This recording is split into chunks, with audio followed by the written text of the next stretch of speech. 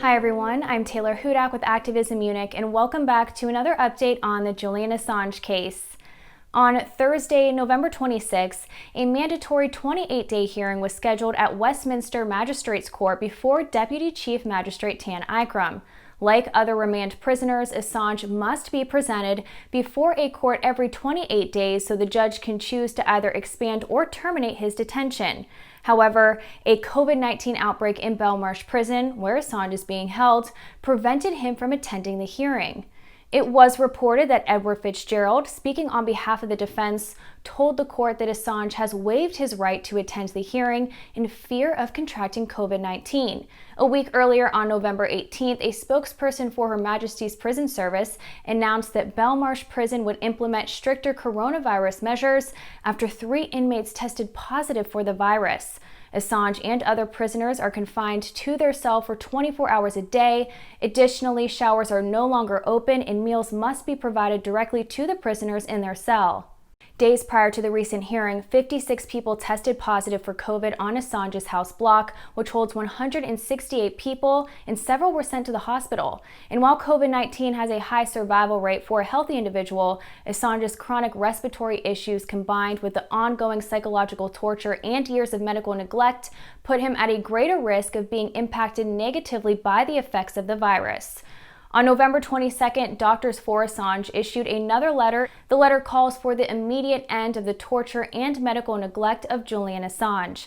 Additionally, the letter states, quote, "He is at a high medical risk from COVID-19 given a chronic lung condition and likely immunosuppression due to prolonged psychological torture. He meets internationally agreed criteria for release of vulnerable prisoners in light of COVID-19, end quote. Assange's mother, Christine Assange, went to Twitter to state, "If my son dies, it will be murder." She cites that the UK government, the court, and the prison have all been warned that Assange is vulnerable to the virus, that the UK and US government opposed emergency bail, and that Belmarsh prison is placing all COVID-positive prisoners in Assange's wing. Because of the recent increase in COVID-positive prisoners, Reporters Without Borders, or RSF, has called for Assange's immediate release from prison. This statement from RSF not only reflects on the potential impacts of the virus, but how new COVID safety measures in a prison, including isolation, could have seriously damaging effects on Assange's mental health. With Assange's decision to not attend the hearing in fear of contracting the virus, the defense, the prosecution, and the court have scheduled for another hearing to take place on December 11th. Meanwhile, outside the courthouse, Assange's supporters gathered for a peaceful protest demanding his freedom and for no U.S. extradition.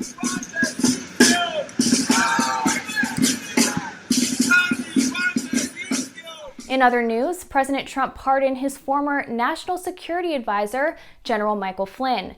This prompted free press advocates and Assange supporters to amp up the pressure on the president to issue a preemptive pardon to Julian Assange.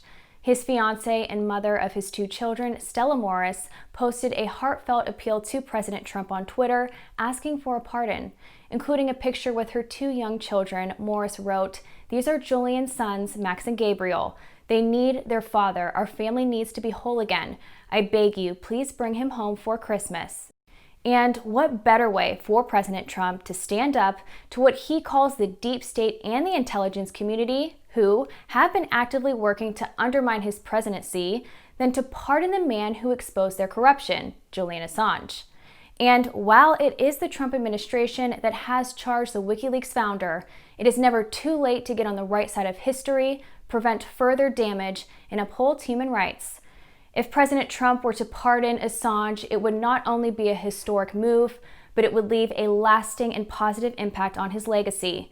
Trump would not only be remembered favorably for preventing the destruction of the First Amendment and press freedom worldwide, he would be saving the life of Julian Assange. Both the defense and prosecution have submitted closing arguments earlier this month, and the judge is expected to make her ruling on January 4th, 2021. Demonstrations in support of Assange will be held on the 4th in London, D.C., and other locations.